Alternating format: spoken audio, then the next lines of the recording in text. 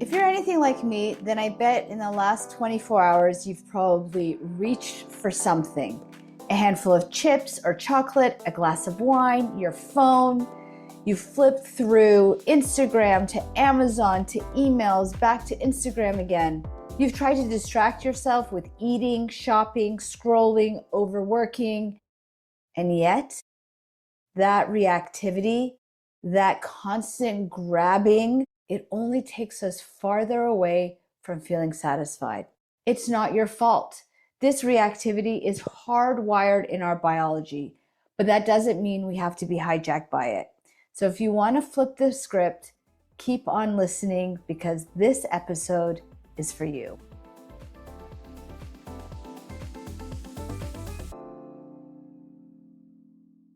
How many of you are driving yourselves to overeating, overdrinking, overworking, and people-pleasing? As a physician, mother, and type A personality, I know firsthand how we neglect ourselves in the pursuit of doing it all and how it can leave us hungry for more. I'm Dr. Adrienne Youdim, physician, author, and expert in medical weight loss and mind-body medicine, and I help high-achieving professionals like you understand the deeper hungers that lead to burnout, reactivity, and self-sabotaging behaviors. And you're listening to Health Bite. Each week, we will explore essential nutrients to help you shift from self-neglect to self-respect, vitality, and intention, so you can achieve the personal and professional success you're looking for without sacrificing your health and well-being. So, a few years ago, I saw a video that became a seminal moment for me. It was a viral video of a congressional hearing, one of those clips that quickly makes its way around social media. And I guess presumably something important was being discussed when all of a sudden, one of the congresswomen slung a slur at the other one. And then within seconds, the exchange spiraled into insults and shouting and just total chaos. What had begun as a dialogue turned into a full-blown fighting match. Now, what stood out to me then, before the total shock of this behavior, was curiosity about reactivity. Like, how does a conversation devolve so quickly into something degrading, honestly disgusting, and totally unproductive? And I know that from this vantage point, like in recent years, this kind of reactivity has become so common, like everywhere in our political discourse, in our classrooms, around the dinner table. And honestly, as a parent of college-aged children, watching it unfold, not just in the news, but in real time, in the very spaces where we expect our next generation is learning to communicate and to lead, it's been quite disruptive and disturbing to witness. But what I want to say is that just because we are seeing this reactivity all around us, it doesn't mean that we have to be hijacked by it. We truly can flip the script. But first, I want to admit something, that this reactivity, it's not reserved for our politicians or the people and protesters we see on the streets. The truth is that this reactivity is hardwired in our biology. It is a survival mechanism. Our bodies and our minds, our nervous system, has been created to scan for threats and to get us out of harm's way quickly. But what was once protective has now obviously become self-defeating and maladaptive, and it's showing up everywhere, not just in how we talk to each other, but also how we relate to ourselves. And I see this every day. As a physician specializing in weight management, I see how not being able to create some space between that trigger and the reaction, it's what is defeating us. Not being able to pause between craving and that habitual response, whatever it may be, whether it's with food, whether it's with drinking, whether it's showing up in our relationships and we're lashing out at our partners, our children, or our coworkers, whether it is in reactive behavior online, in social media, overspending and overshopping, or in ways that are socially accepted, like overworking and people pleasing. This same biology that drives our public outbursts is also behind our private struggles. And so it's important to pause, to recognize that this is human, that you are only human, to understand that your biology is driving this behavior, but also to learn how to manage it. Now, I have spent decades as a weight loss specialist, and long before Ozempic, I was trying to suppress my patients' hunger so they could lose weight. But it quickly dawned on me that there was another hunger in the room, a spiritual hunger, an emotional hunger, a relational hunger. And these hungers were not meant to be suppressed. They were, as I say, begging to be heard. And these hungers are actually what I find to be beneath every reactive behavior. Whether it is reaching for food or pouring a drink or saying yes when we want to say no, there's a hunger for validation. There's a hunger for connection. There's a hunger for meaning, for control, for purpose in our lives. And when we suppress or shame these hungers, they don't disappear. They just find a louder, more destructive way to express themselves, whether it's through these self-sabotaging behaviors or burnout or disconnection or emotional dysregulation. The good news is that when we learn to view these hungers as an intelligent signal from the body, we find an opportunity to recognize and meet that unmet need. And the beauty of that is that the same biology that fueled reactivity can become the foundation for our resilience.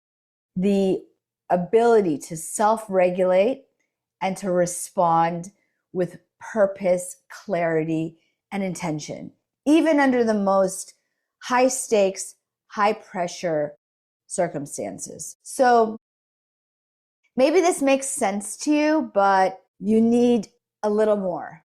Maybe you're thinking to yourself, tell me more. So let's divide this up.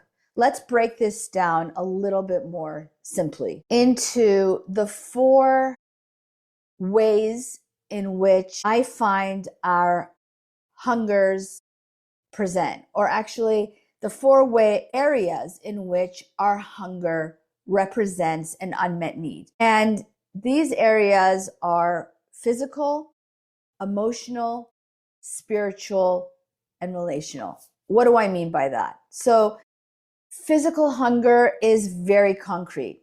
Basically, it is a need for some physical nourishment of our body. Maybe that's for food, for nourishing food, but maybe it's for rest. Maybe it's for sleep. Maybe you have denied your body of the necessary movement that it needs. And so you find this pent up energy and your hunger is for movement. Maybe it's for physical touch and self-regulation, a few deep breaths, hands on the heart. These basic, concrete bodily needs are foundational. They support our physical health and our vitality. And sometimes that hunger is just for one of these very concrete needs that you have been denying yourself. So think about where there are gaps. Have you been ordering DoorDash or eating processed packaged foods more than you should be? Make an intention to cook for yourself, or at least take the time to go for cooked meals at your grocery counter. Is it for rest and relaxation and restoration? Have you not gotten enough downtime? Sleep, pause, opt for some rest. Give yourself the nourishment of 7 hours of sleep. Is it that you haven't moved your body, that you haven't given yourself time for exercise or movement? It doesn't have to be big. Make some time to stretch. Get on the floor right now and stretch as you're listening to this podcast. Go out for a 5, 10, 15-minute walk. Meet yourself where you're at and start somewhere. The next is emotional hunger. This is a hunger that seeks validation, belonging, comfort, reassurance, where we often seek from the outside world and need to be seen and to be valued. And perhaps you do need to assess your outside world. Perhaps you aren't in the relationships or in the places where you are seen and valued and validated. But I also want to ask you, are you offering this support to yourself? Oftentimes we are conditioned to constantly seek this validation, this affection, this soothing and comfort from the outside, whether it's from a person or whether it's from a thing. Comfort through food, comfort through alcohol, comfort through a substance. Where can you offer that comfort to yourself? Where do you need to offer yourself affection, belonging, value, and validation? Where do you need to perhaps stop the striving and recognize that you are doing enough, seeing enough, being enough, just as you are? That emotional need for validation and affection and comfort may begin with you. The next is a spiritual hunger. This is one that is longing for a connection to something deeper, something larger than ourselves. Maybe it yearns for a greater purpose, meaning, or even surrender. Spiritual hunger can be just the fact that you are trying to control.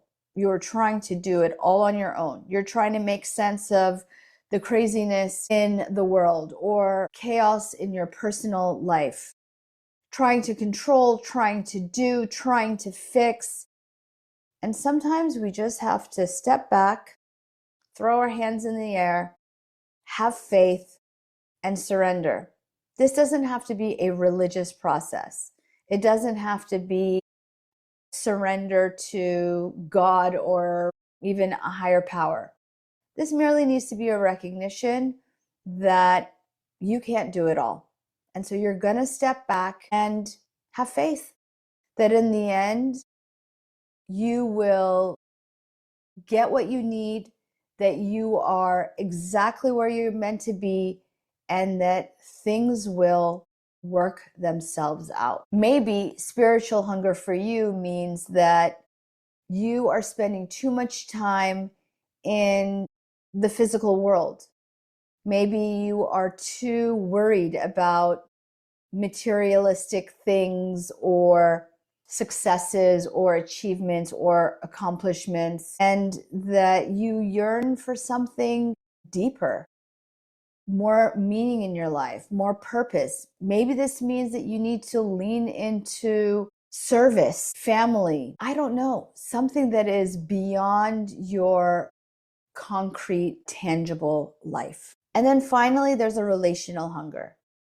Relational hunger desires attention, affection, intimacy, connection. These are the bonds that remind us that we're not alone. Maybe it's romantic, maybe it's platonic. Relational hunger is wanting more connection and intimacy. And again, maybe this starts with you. Even though it's relational, maybe you can look at where in your life you are not present. What relationship in your life you haven't fully given your attention to? Are you distracted when you're with your children or with your partner? Are you not present when you are with friends? Are you not showing up in real time and hiding behind communication via social media or text messages? Where is it that you are not being vulnerable enough to have a true intimate connection with another? See where your relational hunger takes you, and then look at where you might be able to meet that hunger through a personal push outside of your comfort zone. Because all of these hungers, be it physical, emotional, spiritual, or relational, when they go unmet, we are more likely to be reactive, more quick to anger, to craving, to withdrawal. But when we lean into them intentionally, when we recognize what need they are pointing to, then these hungers can become the foundation for greater presence and attention in our lives, greater resilience in our lives, and far more self-care, self-love, and self-respect. So I want you to take some time, maybe after this podcast, and pull out a journal and write down a square with 4 boxes inside and name them: physical, emotional, spiritual, relational.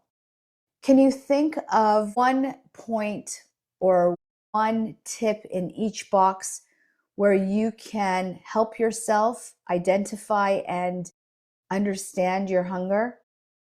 Or maybe if you don't want to journal, you just want to take a moment. If you're not driving, close your eyes, put your hand on your heart, and ask yourself, which one of these hungers speaks to you? And then take it from there. See where this work takes you. All right, I can talk about this forever, but I have a lot of resources that can support you. So I want you to head over to dradrienneyoudim.com, where you can find resources, my book, Hungry for More, past episodes of the Health Bite podcast. I have a 30-day journaling program for you. There's so much where you can learn and do more to understand these concepts. Because what your hunger essentially is not a problem, but a message. It's your body's way of whispering, something here is important and needs your care and attention. And when you do that, when you offer that care and attention, when you learn to give yourself a pause between the trigger and the reaction, between the craving and the habitual response, you create space. And that space, my friends, is where reactivity transforms into resilience, allowing us to live in a way that is authentic, intentional, and aligned with our deepest values. I hope this podcast resonated. If it did, share it with a friend or someone you love. Go back over to where you listen, offer us a review, and share that love with us. And I look forward to seeing you here again next week on Health Bite.